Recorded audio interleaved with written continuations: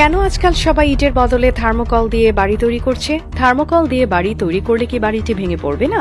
আসলে এটি একটি বিশেষ নির্মাণ কৌশল যা ইনসুলেটেড কংক্রিট ফর্ম নামে পরিচিত। এই পদ্ধতিতে থার্মোকল ব্লকগুলো একে অপরের উপর স্তূপ করে সাজানো হয় এবং তার মধ্যে ধাতব রড বসানো হয়।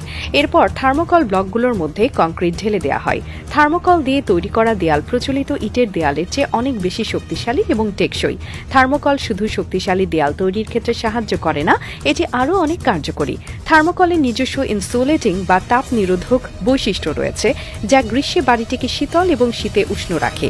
এর ফলে ঘরের তাপমাত্রা নিয়ন্ত্রণ করা সহজ হয়ে যায় এবং এর মাধ্যমে বিদ্যুৎ খরচও কমে যায়। থার্মোকল দিয়ে বাড়ি তৈরি করা আরও একটি বড় সুবিধা হলো থার্মোকল দিয়ে তৈরি বাড়ির শক্তি এবং সুবিধা। তাপমাত্রা নিয়ন্ত্রণ। থার্মোকল এমন একটি উপাদান যার তাপ নিরোধক ক্ষমতা অত্যন্ত শক্তিশালী। গ্রীষ্মকালে এটি বাড়ির ভেতরে তাপমাত্রা ঠান্ডা রাখে এবং শীতকালে বাড়ির তাপ বজায় রাখতে সাহায্য করে। শক্তিশালী এবং টেকসই। থার্মোকল ব্লকগুলো অত্যন্ত শক্তিশালী এবং দীর্ঘস্থায়ী। কংক্রিট ঢালাইয়ের মাধ্যমে এই ব্লকগুলো এমন এক ধরনের দেয়াল তৈরি করে যা প্রচলিত ইটের দেয়াল থেকে অনেক বেশি টেকসই। এনার্জি সাশ্রয়। থার্মোকল দিয়ে তৈরি বাড়িগুলো খুব কম শক্তি খরচ করে এবং তাদের তাপ নিরোধক বৈশিষ্ট্যের কারণে বিদ্যুৎ খরচ অনেক কমে যায়। শীতকাল বা গ্রীষ্মকাল উভয় সময়ে এনার্জি সাশ্রয় হয়, কারণ বাড়ি দ্রুত গরম বা ঠান্ডা হতে থাকে না।